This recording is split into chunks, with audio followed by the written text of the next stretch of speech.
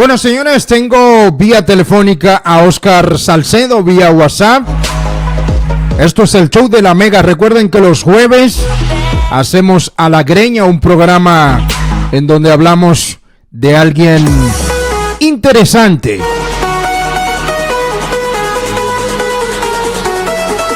Óscar, buenas tardes, buenas noches, ¿cómo estás? Nunca mejor dicho. Dime, repíteme que lo tenía muteado tu micrófono. Ahora lo ¿Oyes ahí, Michelle? Ahora sí, dime.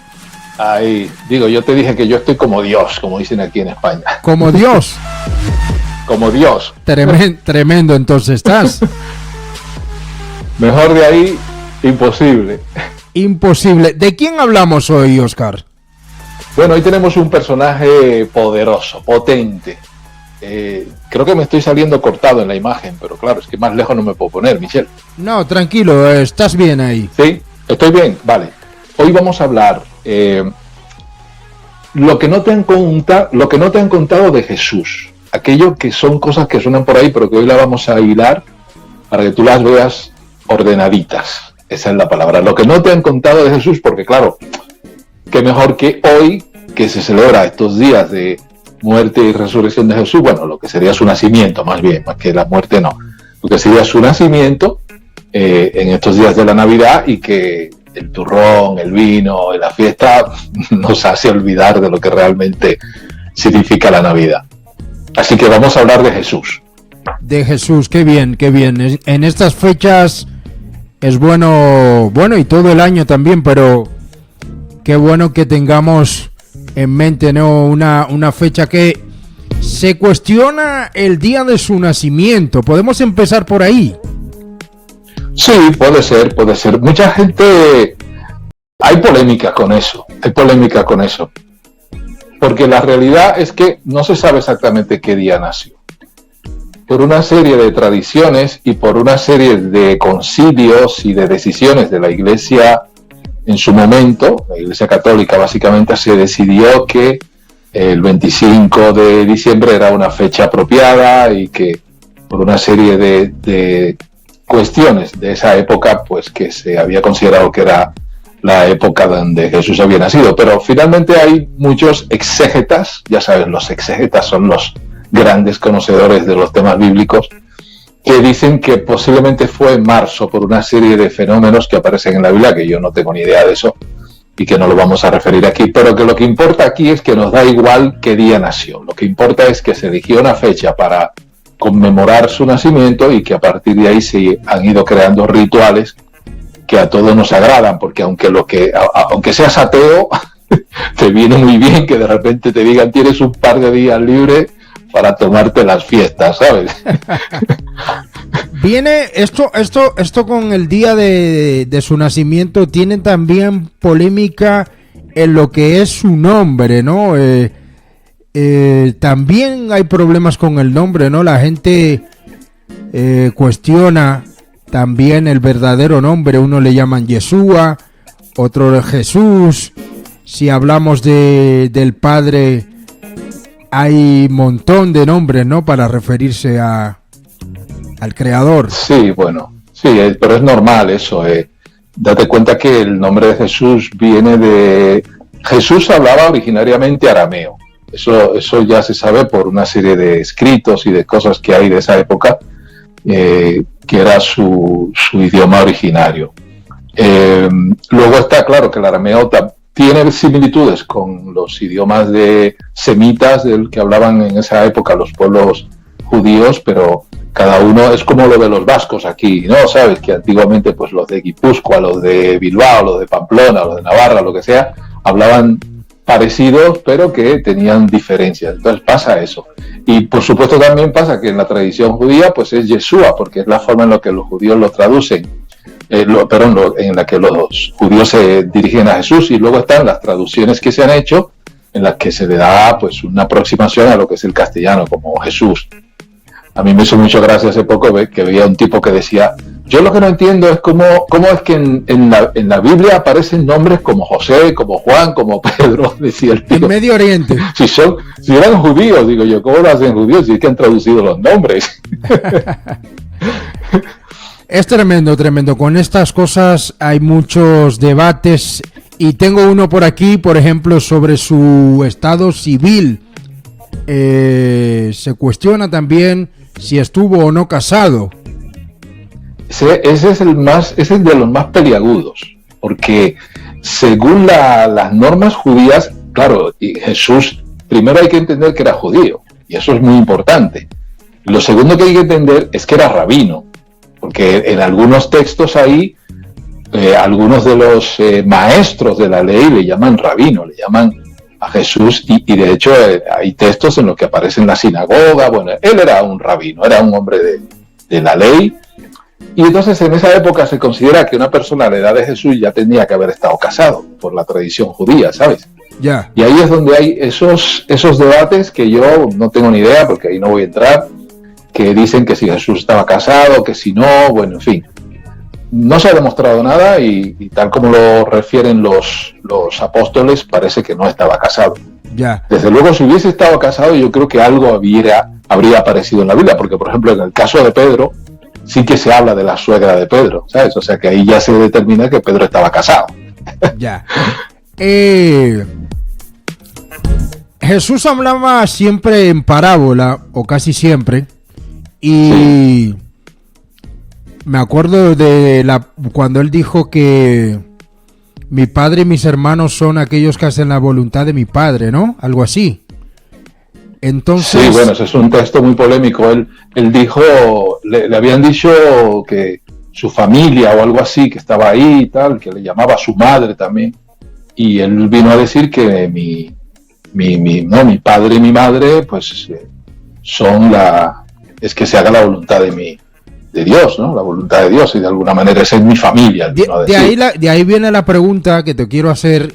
Sí. ¿Tuvo hermanos o esto era una parábola?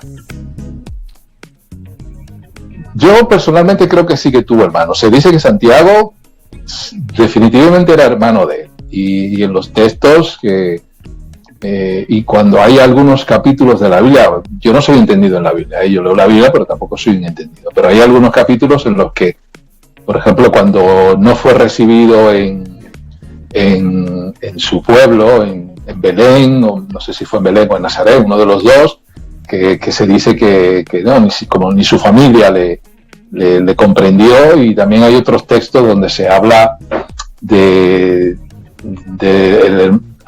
viene a referir que tal vez Santiago era hermano de él. En fin, hay algunos textos que hablan de esta posibilidad de que Jesús tuviese hermano, y es muy probable, y además eso, que haya tenido hermanos, no quiere decir nada, o sea, no significa nada, es simplemente un hecho, y a mí me parece que es improbable que no tuviese hermano, porque la tradición judía, en esa época se tenían muchos hijos. No es como ahora en España, que la gente tiene 0,2 hijos y un gato, ¿sabes? Eso antiguamente no existía. Ya. Sobre su muerte también hay polémica. Se dice que murió en una cruz, otros que no fue en una cruz. ¿En dónde murió Jesús? Sí, hay polémica con ese tema, pero claro, la propia estructura de los romanos indica que ese tipo de castigo era la crucifixión. Ahora bien, había varias formas de crucifixión, no solamente era la cruz, ¿sabes? Había una crucifixión que era en un madero, que te ataban a ese madero, a veces boca abajo. Otras es que te ponía simplemente un madero cruzado aquí en los hombros, entre los hombros y tal, y de alguna manera te colgaban con ese peso. Habían diferentes fórmulas, y también existía la cruz, por supuesto.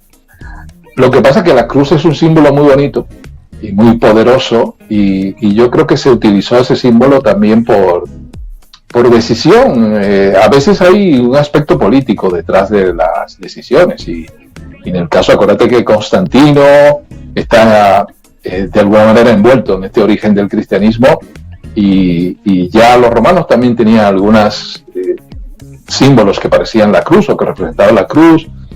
Y yo creo que de ahí pues habrá habido un consenso entre los doctores de esa época para elegir la cruz como el signo más característico para identificar a Jesús. Y creo que fue un acierto, en cualquier caso, sea que fuese en un madero, o fuese en una cruz o en cualquier otro tipo de situación, creo que fue un acierto elegir la cruz. Ahora que hablamos de cruz, ¿se puede orar utilizando una cruz en la mano como teniendo fe en la cruz? Bueno, ahí está el Michel, Michel en estado puro. Tú sabes que dentro del cristianismo hay varias tradiciones, y hay una tradición que utiliza mucho los símbolos. De hecho, mira, yo llevo aquí mi cruz, porque la cruz es un símbolo que también te centra las ideas, ¿sabes? A mí cuando ¿cómo decirlo? Cuando estoy con algún conflicto, visualizar la cruz, de alguna manera, a mí me centra, me hace recordar que he elegido un camino y que tengo que ser firme en ese camino, ¿sabes? Entonces hay muchas tradiciones entre los católicos, con el rosario, con este tipo de... que también están influenciadas por las tradiciones orientales, ¿sabes? De otros pueblos orientales. Y entonces ese gesto de estar, por ejemplo, con el rosario, moviendo las cuencas y luego tener la cruz, de alguna manera como un amuleto, ¿sabes? Para fortalecerte. Yo creo que hay que entender que los seres humanos necesitamos símbolos y necesitamos objetos por nuestra propia naturaleza primitiva que nos vinculen a algo mayor, ¿sabes? Que a veces la cruz se utiliza como si fuese un amuleto de suerte o de protección para casos de situaciones complejas, difíciles o contingencias de la vida. Ya, o sea que, por ejemplo, el enemigo se asusta si le enseñas una cruz, ¿o no? Bueno, tradicionalmente se ha dicho que sí. Yo no me ha tocado, pero sí que es verdad que yo pienso que hay algo de eso, creo que lo que ocurre es que cuando tú centras la cruz, ¿no? Por ejemplo, en el caso de un exorcismo, se produce una especie de claridad, de decir, aquí hay algo que se opone al desastre y al caos. Y yo creo que la cosa va por ahí. Y sí, he oído mucho sobre esto, lo mismo que el agua bendita. Las personas que hacen el exorcismo hablan de estos fenómenos. Yo no los he presenciado, pero he oído de alguno de ellos y he oído de personas muy cercanas que me han comentado de algo de esto, y creo que hay algo de verdad en eso. Casi siempre hay algo de verdad en estas cosas, aunque también es muy subjetivo esto. Si tú no eres creyente, posiblemente la cruz no te dé ningún efecto. Oscar, vamos a intentar darle pinceladas a todos los detalles, ¿no? Sobre la vida de Jesús. Hoy hablamos de Jesús. Y vamos a centrarnos ahora con lo que es Judas. ¿Se salvó Judas? ¿Se salvó Judas o tuvo posibilidad de salvarse? ¿Nació para perderse por ser el que entregó a Jesús? Yo creo que Judas es un personaje fundamental en esta historia. Es el antagonista de Jesús, de alguna manera. No es el enemigo de Jesús, es el antagonista, es el que pensaba totalmente distinto de Jesús. Así como Jesús quería conseguir, el objetivo de la revolución de Jesús era conseguir la revolución de forma pacífica, intelectual y emotiva, espiritual. Sin embargo, Judas era un hombre violento, quería conseguir la revolución por medio de fines, utilizando dinero para comprar armas, tal vez, o para organizarse de una manera clandestina y atacar al ejército romano, ¿sabes? Judas tenía un componente más agresivo, antagónico de Jesús, pero que cuando tú analizas la historia de Jesús te das cuenta de que si no hubiese habido la traición de Judas, si no hubiese existido, Jesús no hubiese logrado el objetivo. Eso es. Entonces, ¿entiendes? Posiblemente tenía la vía de poder salvar su vida. Claro, hay aquí, es como la cuestión de que Jesús muere en la cruz para que los hombres puedan tener redención, ¿sabes? Hay un momento en el que Jesús le pregunta a Dios, Padre, pero ¿por qué tengo que pasarme este mal trago? ¿Por qué tengo que soportar esto? Y se da cuenta de que la propia pregunta ya le daba la respuesta, pues porque yo soy Dios, soy soberano y este es mi plan, y el plan tiene un aspecto muy duro que tú lo vas a pasar, esa parte difícil de la vida, que todos tenemos esa dificultad en la vida desde que nacemos. Acuérdate que traspasar el útero materno es ya un trauma. Y entonces el padre lo que le recuerda al hijo es que ese trauma que él va a superar, en ese trauma hay una luz. Y cuando Jesús se da cuenta de eso y muere, es cuando se produce la resurrección y es cuando el cristianismo toma forma, porque si no hay resurrección no hay cristianismo, eso que lo tengas claro. De eso te quería preguntar ya lo último, porque se nos va el tiempo rapidito. ¿Resucitó sí. Jesús o esto es cosas que se escuchan del cristianismo, o verdaderamente resucitó? Y bueno, no lo podemos saber, evidentemente. Sabemos lo que dice la Biblia. Es muy difícil que tantas personas se hayan puesto de acuerdo con esa parte de la Biblia en la que Jesús aparece a sus discípulos, está con ellos, porque eso construye el cristianismo en su esencia. Si eso es mentira, el cristianismo se derrumba inmediatamente. Ahora bien, hay muchas teorías. Unos dicen que los romanos escondieron el cuerpo o que los enterraron en otro sitio y desapareció para que no hubiese... ¿Sabes? Que a veces hacen esas cosas como Bin Laden. ¿Sabes? Que los gringos lo tiraron por ahí al mar para que no haya un lugar donde la gente pueda hacer un culto a esa persona y se genere ahí, ¿no?, un movimiento. Ya, claro. Entonces, esa es una teoría porque militarmente es posible, esa es una forma de funcionar militar. Pero luego resulta que en la propia Biblia se explica esa forma en la que se cerró la tumba y en la que se colocaron soldados para proteger la tumba, cosa que es muy difícil porque los soldados romanos eran infranqueables. Entonces, hay un aspecto de la Biblia que yo personalmente, porque soy creyente, digo que Jesús resucitó, eso lo tengo claro, pero hay muchas personas que tienen esa duda. Ahora bien, ¿resucitó sí o no?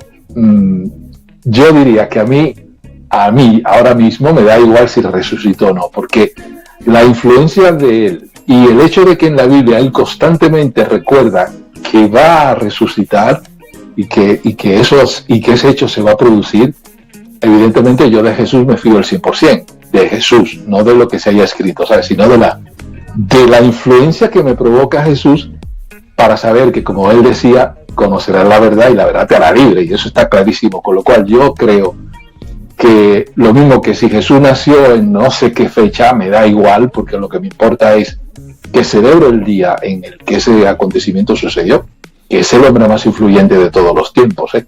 Ya. Hasta hace poco, ahora te voy a dar una noticia que te va a dejar un poco descolocado. Dale. Y luego, la resurrección, que es parte de la estructura del cristianismo, con lo cual el cristianismo, ni Jesús sin resurrección podrían existir, me hace pensar que sí que resucitó, porque si no, no tendríamos a Jesús, no tendríamos cristianismo. Tenemos que irnos, Óscar. Vale. Gracias por tu tiempo. Despídete del público del show de la Mega, la que se pega. Ok. Me despido con esto. La persona que la gente en general ahora mismo con la que quisiera tomar un café no es con Jesús. ¿Sabes con quién es? ¿Con quién? Con Taylor Swift.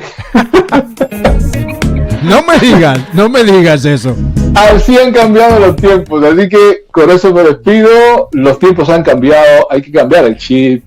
Jesús está ahí para que en épocas como esta nos centremos en lo que verdaderamente importa, que es el crecimiento personal, interior, la fortaleza espiritual, y nos centremos en lo que verdaderamente importa, que es en crecer, alcanzar nuestros objetivos y prosperar. Así que, Michel, me encanta tu programa, tira para adelante, y al público, ahí nos vemos todos los jueves a las 7 de la tarde. Chao, hermano. A la greña. Cuídate mucho, Michel. Adiós.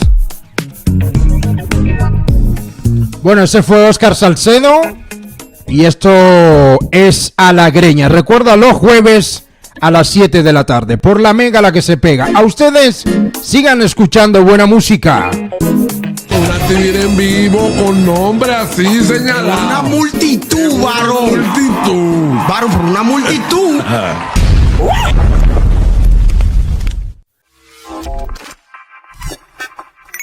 Entra en mi página web michelreimertv.com